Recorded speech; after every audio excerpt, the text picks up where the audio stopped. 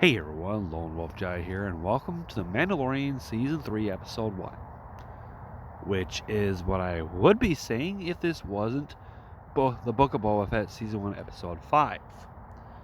Seriously, I mean, this episode had pretty much most of the episode had Din Djarin.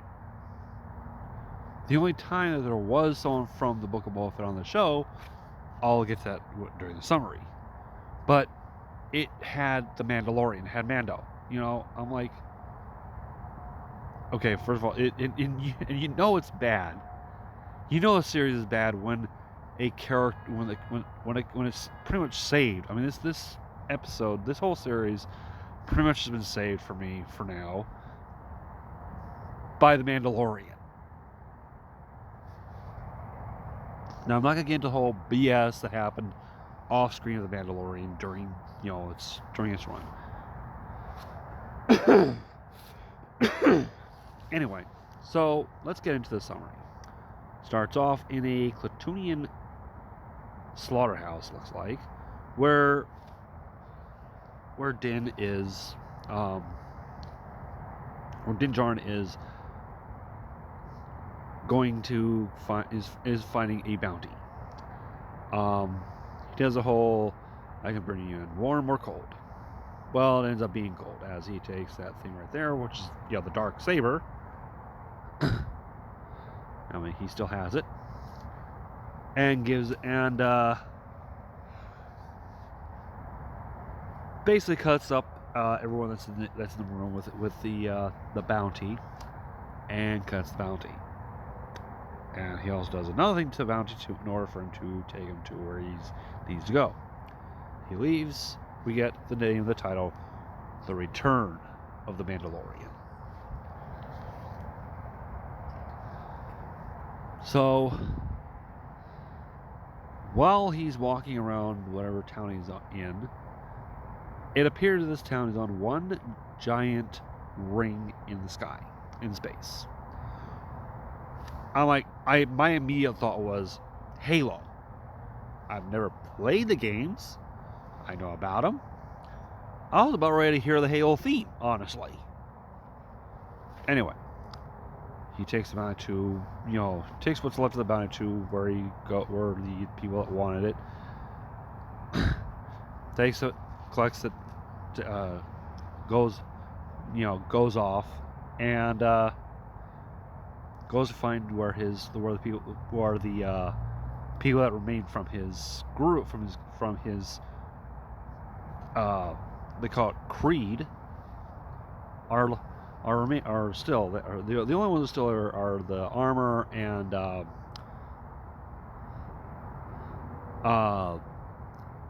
another Mandalorian is basically a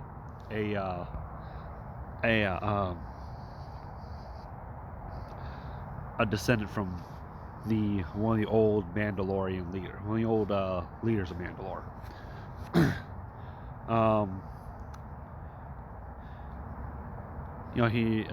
He shows off the dark saber. shows her the Beskar spear. She forges into an armor, which he says that he's going to give it to a friend. Now I'm like, yeah, Grogu.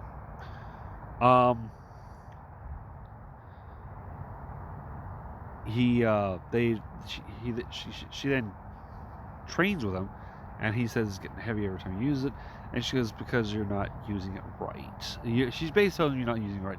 You gotta have, it's basically gotta accept you in a way.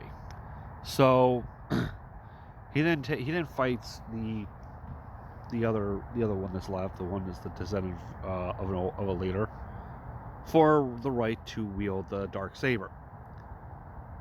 After a long tedious fight, he wins.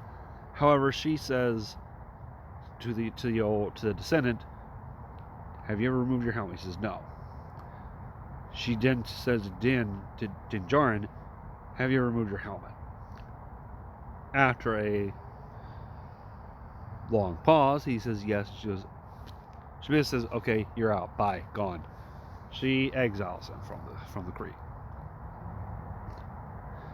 He then gets on a transport to Tatooine because apparently he got a message from I can't remember that character's name, but Amy Sedaris' character, to which she says that she found a replacement for the Razor Crest. He's kind of overjoyed about it. But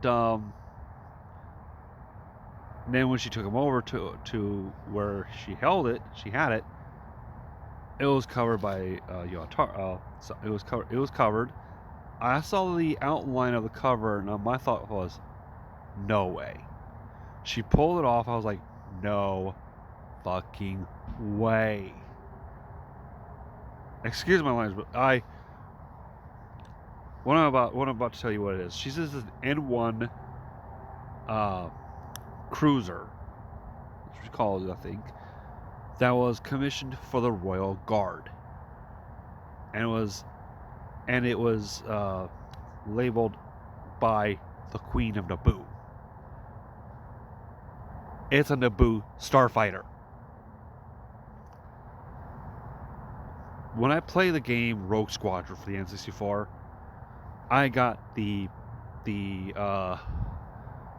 code to unlock the Naboo Starfighter, and I used it from then on. I loved playing with that vehicle. I loved piloting that thing. It was unfreaking believable. Loved it. So anyway, he turns it down. I'm like, dude, you're turning down a Naboo Starfighter.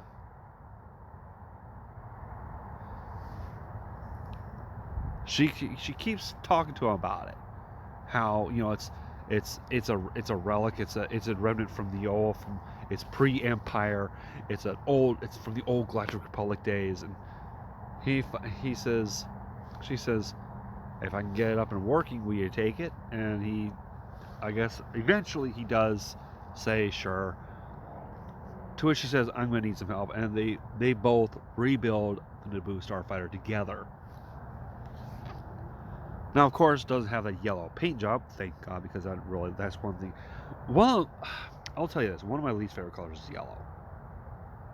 I'm going to be honest. So anyway, when they rebuilt it, they had to, find some parts. There was an actual scene where a group of Jawas came in and brought something they got off of a pike ship. And she said she actually dated a Jawa, and I'm like, TMI. She says they're furry. I'm like, again, TMI. Okay. Anyway, so which makes you think if they're furry and wearing the, oh my God, they must be hot as fuck underneath that thing. Anyway, back on this. So they get done, and they bring out, and I'm like, oh my God. This episode is one huge nostalgia trip. I'm like, oh my God. I'm sitting here watching this, and I'm like, I could not believe how good it looked. So,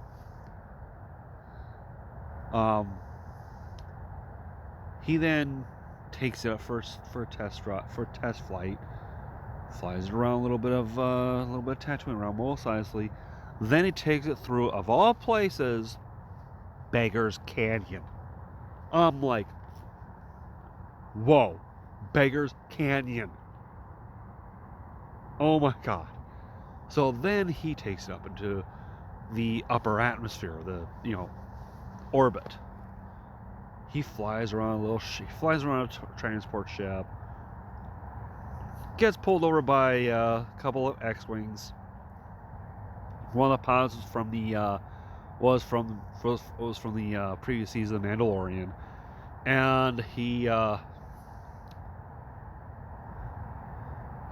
tells this rookie, which I read about this. It's a rookie, but it was the stand-in on The Mandalorian for when they brought Luke Skywalker. He was the physical body for him. The face, of course, was a computer generated of young Mark Hamill. But the other pilot is that physical body of Luke. And the other one, he was he let him go. He's like, okay, we're gonna let him go. So he heads back down, and she says, all right, well, yeah, there's someone here to see you. She says she's an old friend of yours. And I'm like,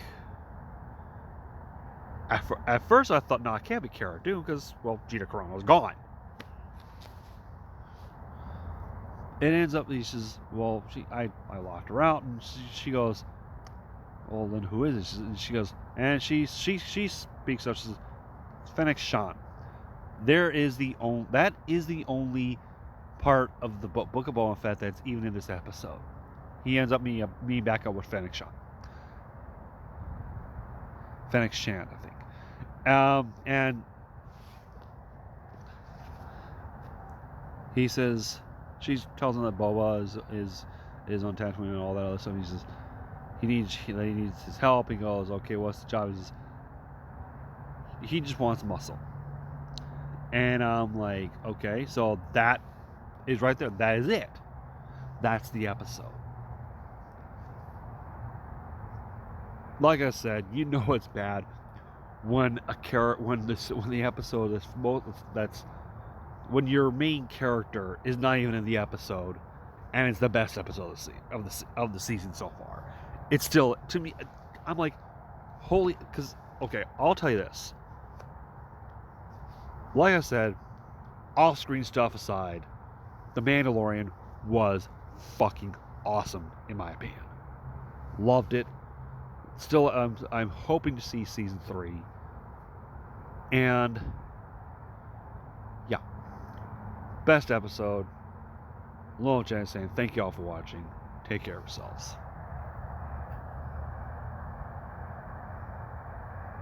Okay, so that's probably a reply to Tom Gross's video. I basically said on the video that the recent Bills Chiefs game was easily the best game the best postseason game this year. If not, and it's like I said, more on that, it's one of the best of all time. The guy says top 5 all time. I don't know. Okay, I've seen a lot of playoff games that have been good, if not better, but that one was, oh my god, that was so good. Anyway, talk to you later, guys.